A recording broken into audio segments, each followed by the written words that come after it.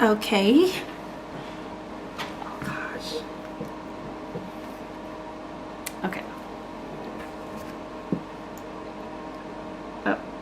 Okay, and let's see how we flip the screen. Let's flip the camera.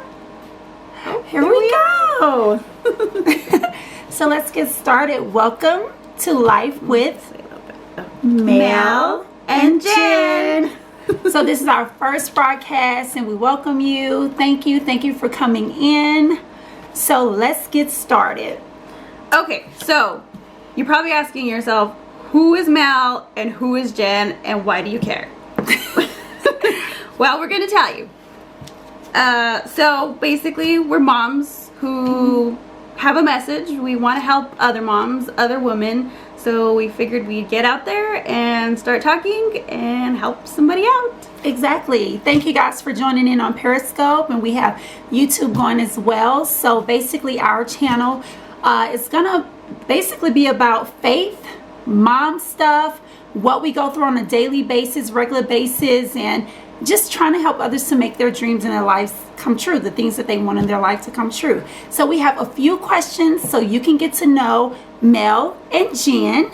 And so our first question is, who the heck is Mel? Who are you, Mel? Well, so you know a little bit about me, Jen, but not a lot. So this is good for you either way to learn about me and everybody else. So who am I? So I'm originally from Las Vegas, New Mexico, so the little tiny one. I've been married for about 4.5 years now. My husband's name is Alex. We have 2 kids, a daughter whose name is Scarlett. She's 3.5, and Xander, who is 6.5 months now. And so as far as what I do right now, I'm a stay-at-home mom. I do e-commerce. I do eBay, Amazon, Mercari. So that's kind of what I'm using to earn income to stay at home. And Smart girls. So previously what I did is I used to, well, I've done a few things, but I went to school for a paralegal, so I got an associate's in paralegal studies, and then I later went for a bachelor's in management. So I did work a little bit in each of those fields. The majority of the time I was in customer service. I worked at T-Mobile Tech Center for 10 years, so that's the majority of my work experience. But that's kind of who I am, and I'm here to talk about the good, the bad, and the ugly. You guys get to ask questions, hear it all. I'm ready to put myself out there so that hopefully I can help others. Awesome. All right, so who is Jen? Who's Jen? Okay, well, I'm Jennifer Deanna, and I am also somewhat a stay-at-home mom. I have a 13-year-old, a 6-year-old, and a 5-year-old. And I'm originally from Baton Rouge, Louisiana. Yes, a Southern Belle. And what else about me? I went to school at Southern University in Baton Rouge, Louisiana, and I got my bachelor's in English, and then I got my master's in educational leadership. And no, I'm not working in it because I am pursuing my dream now of basically helping others to live a life that they want to live, connecting with my girl, and just doing things that we want to enjoy. So what else about me? I'm very outgoing. I like to talk.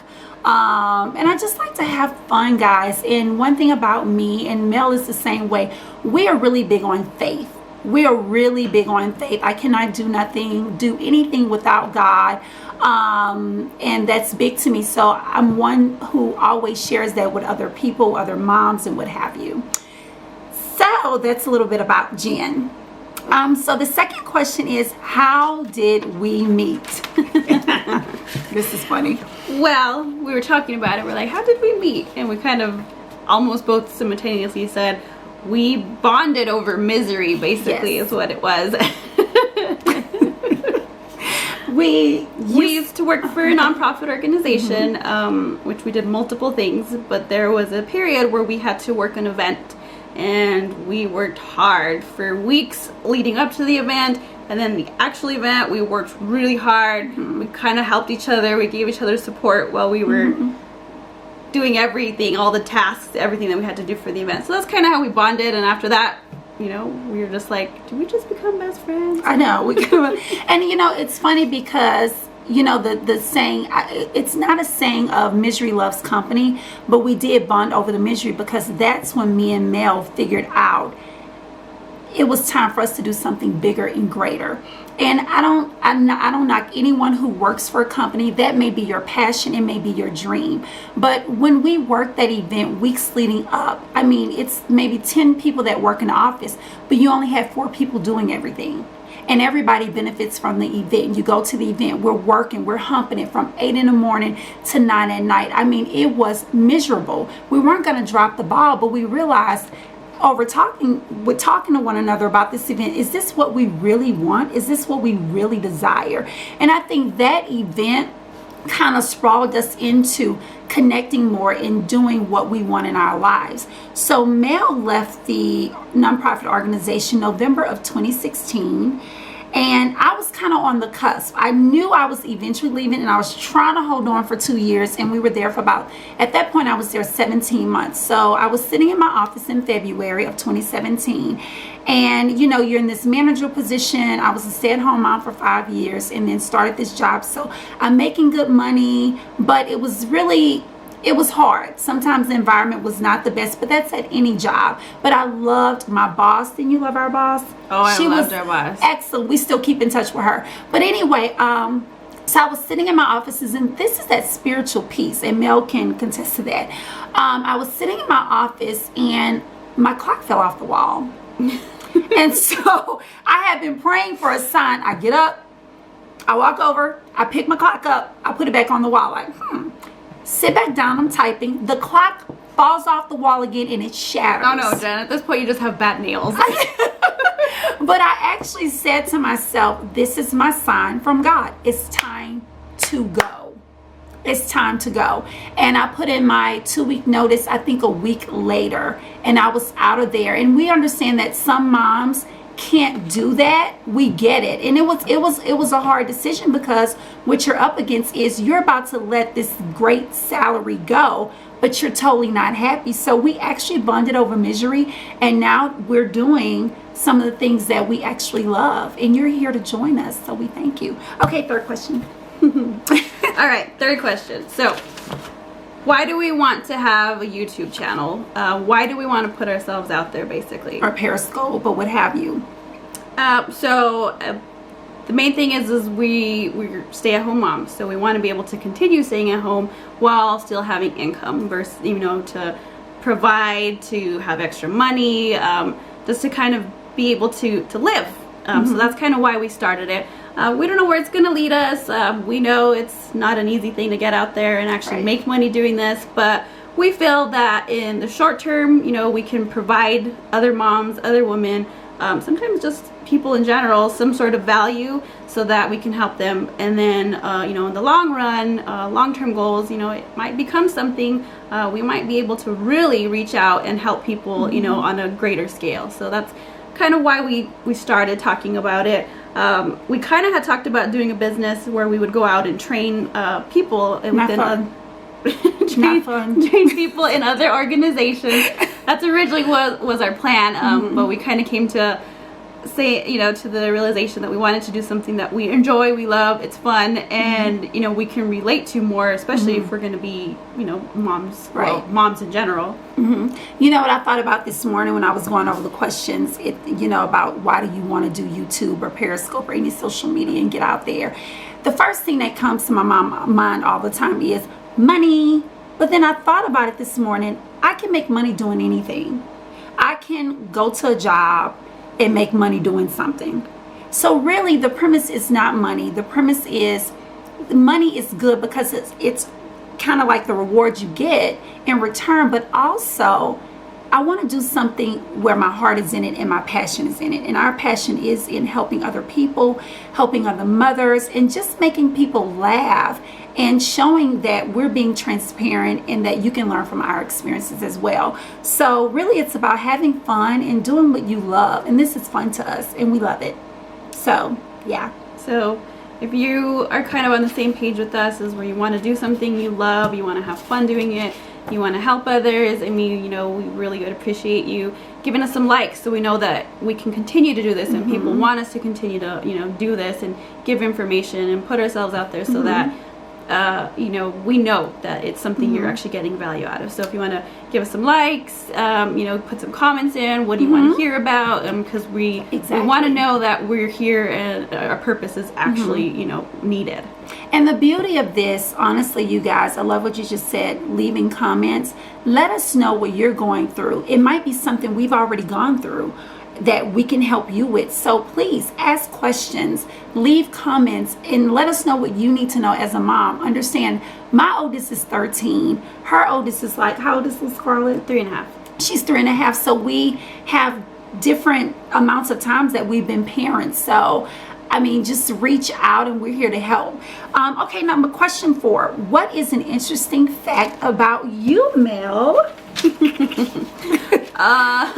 Well, I guess there's several weird things, interesting things.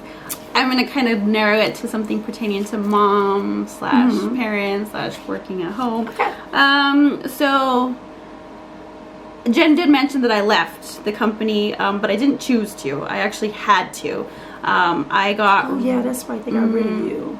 Yeah, they got rid of me. But not really. They didn't. They were great. They worked with me incredibly up until the very end. But I got pregnant with their second child, and I got really sick. I had like hyperemesis gravidum bad. I was super sick, and it was our second kid. And the interesting thing is that I also had almost the same thing with the first kid.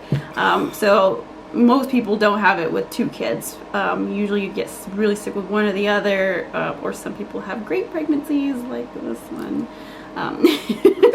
Sorry, She's one of the people I hate because she's like, oh, I love being pregnant. Blah, blah, blah. I'm like, yeah, mine was misery. So it's a little interesting about me because it's not something that a lot of people go through. Like the percentage of people who have hyperemesis gravidum is really low, and it's really hard to deal with. I mean, I've been married 4.5 years, and 18 months out of that I've been pregnant to a point where I couldn't get out of bed. So me and my husband, we've really had to try to figure out how to get past that. So I mean, I couldn't work for the majority of that time, so I guess it's something interesting, something that not everybody has to go through. Right. All right. Sorry to hear that, though, but I'm sure like moms are out there that may be going through the same thing, so they can always ask Mel questions and go from there. What is an interesting fact about me? Well, hey, I wanted to ask the question. Oh, sorry, ask the question. Jen, what is an interesting fact about you? Oh, thanks, Mel. An interesting fact about me. Okay, I tell this to everybody, me and my husband. So right out of college, me and my husband Gabriel were married. And we got married probably like in 2001 or something, and we were really young. We were married for about 3 years. You got married in 2001? Yeah. No. How old are you? I don't know how old you are. Don't tell me. I'm just curious. Because no, I'm not going to say that either. Okay, go ahead. I know I don't look it. But anyway, we got married, and we had a beautiful daughter, our oldest daughter, who's now 13. And the marriage just wasn't working, and I'll do a video about that the next time because it's really a faith walk. So we were divorced. He moved to Europe because he was military. I moved to Houston. I raised our daughter. He sent a great check every month, so I didn't say nothing negative about him. And we were divorced for 5 years, and then 5 years. And about 2.5 to 3 years of the 5 years, we did not even communicate. But he sent a check every month. Don't you talk about it.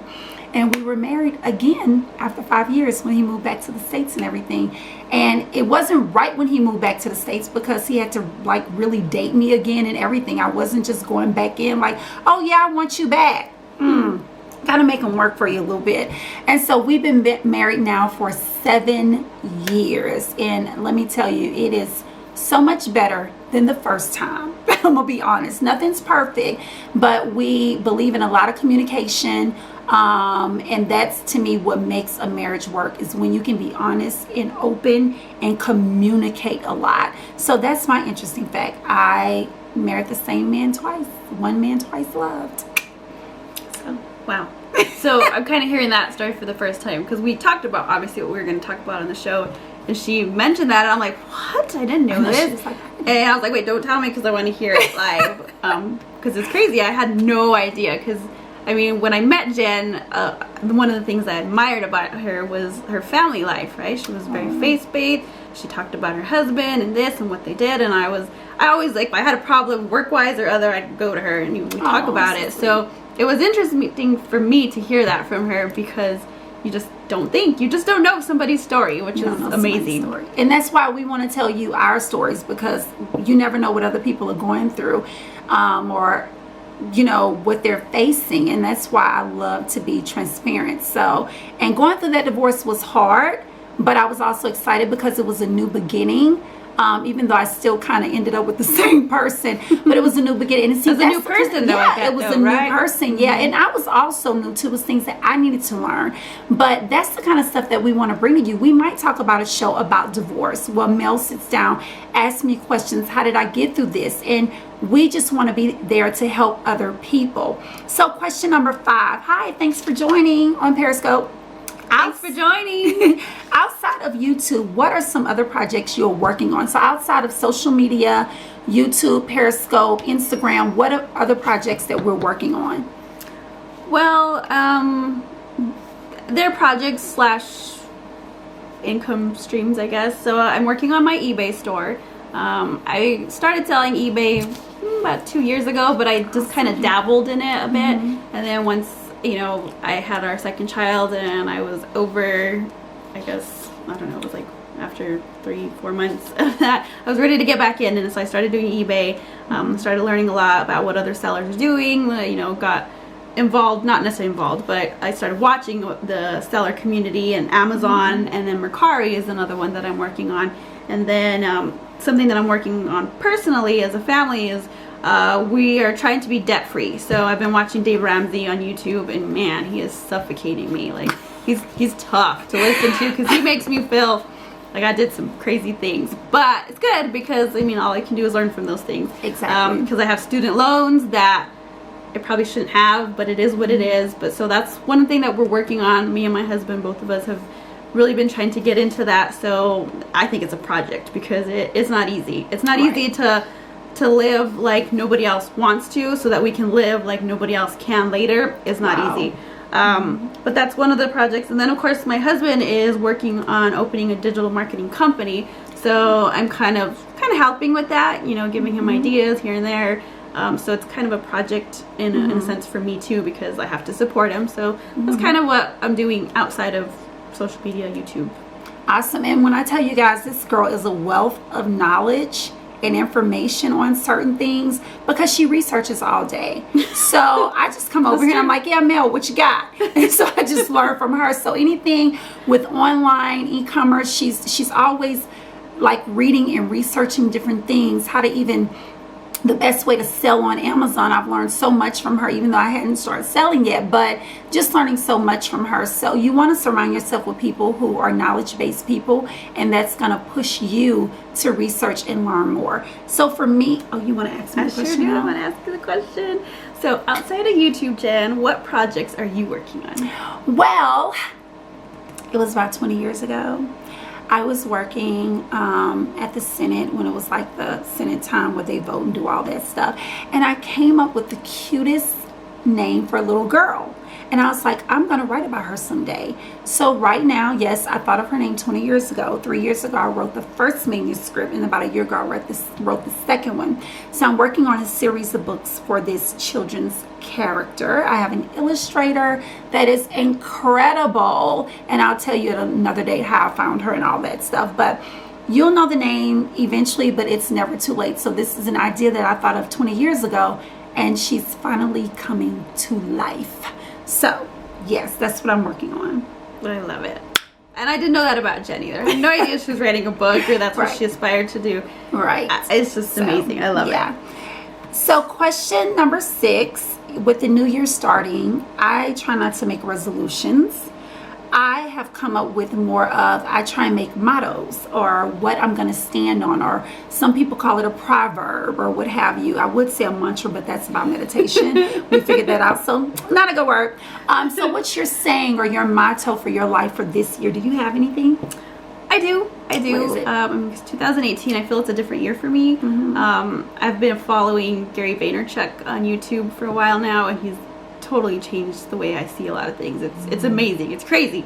But one of the things is, as far as motto goes, and I kind of wrote it down because I wanted to get it perfect, is perspective is key. And that's the thing for me right now. Is just this year, my motto is just going to be perspective. Like, I need to have perspective on every single thing, because it's the better alternative instead of complaining or stressing. I just got to have perspective.